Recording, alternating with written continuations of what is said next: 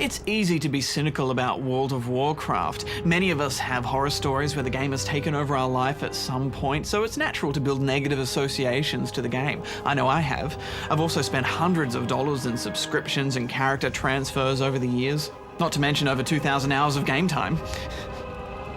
But WoW has some very important memories that I hold very close to my heart and that I treasure in a very important way.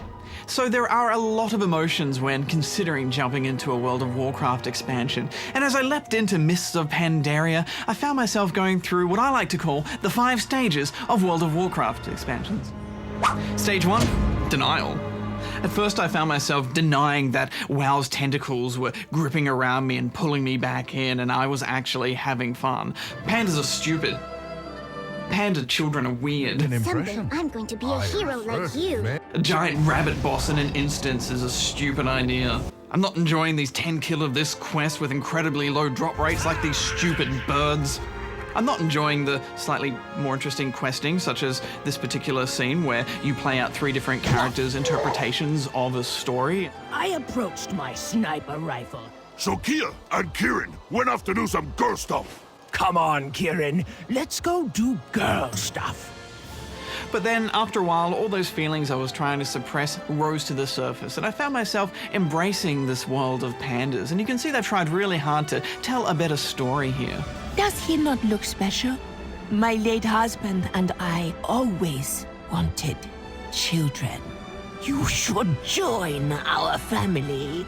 And the starting area is on the back of a turtle, which is just cool. And while the first 10 levels aren't that exciting to play through, it was fun playing with the monk class, and you can see how they're trying to tell a strong story of a peaceful island that has been invaded by war. If you don't wish to fight them, you must inspire them.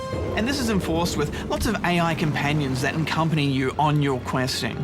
Ah, this is a special place.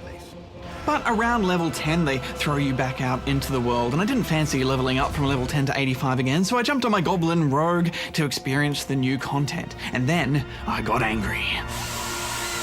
Stage 2, anger. For a start, I'm not even allowed to fly my awesome dragon, which I ground out for months and months in Cataclysm in stupid Pandaland until I hit level 90. And secondly, the leveling is slow going, and all the while it's clicking in the back of my mind that I'm now paying by the month to level very slowly. And thirdly, and I know this always happens, but all of my hard-earned Cataclysm, PvE and PvP purples are now useless. They're worth nothing to me, replaced by greens in a matter of hours. And then, stage 3. Bargaining. After 5 or 6 hours, I started to bargain with myself. I'll just play a few hours and then I'll stop. I'll just reach the level cap and then I'll stop. I'll just explore this pet battle system that they've introduced, which is obviously very Pokemon, and it's quite fleshed out and quite fun. I just need to level up all of my critters and my chicken and everything and my little mini Thor. Gotta get them nice and high, and then I'll stop. I'll just transfer to a PvP server and start some fights and maybe sap and distract troll for a few hours, and then I'll stop.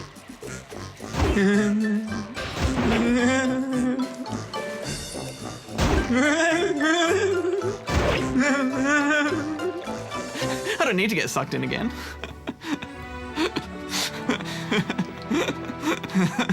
And then, stage 4, depression.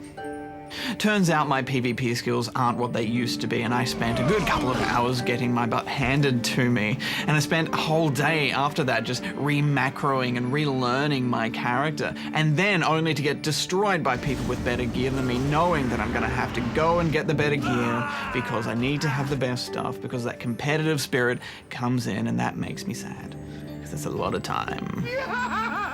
But that PvP in WoW is just so good. I love the rock, paper, scissors system, and no other MMO has come close to getting it as good and as right.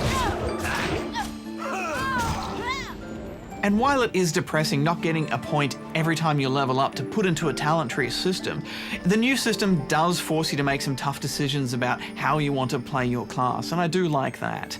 And then finally, Stage 5, Acceptance. I accept that even after all of these years, this is still a very good game. I accept that conceptually it's still beautiful, and you can see they've added a lot of height and depth to the areas too. Gear still looks awesome, and the story is packed with exciting and interesting moments. And I love that phasing system where the world changes around you and for all the people who have done that particular point, but for everyone else, it looks completely different. Masterful work. And it does feel like coming home again, the sound of going stealth or completing a quest, to the constant guild chatter about which particular class is overpowered or underpowered this week, and even the mouse cursor makes me feel at home. Hey little guy. Hey little guy, how are you? I haven't reached the cap yet and seen all of the content, but I think I liked Cataclysm better, at least initially. And I think that's because there's more choice now for MMOers. You can see that they've tried hard to introduce some more group-orientated quests here, where you stumble into something and see it happen. And that is good, but when you compare it to Guild Wars 2, which I think every MMOer will be doing, it just doesn't compare to a multi-staged dragon fight with 50 people. But I just love that PvP so much, and in fairness, no one dangles that carrot on a stick like World of Warcraft. But personally, I feel like this is the last push for WoW, and I'm finally ready to let it go. Just after I hit the level cap and flesh out all of my pets and all the achievements.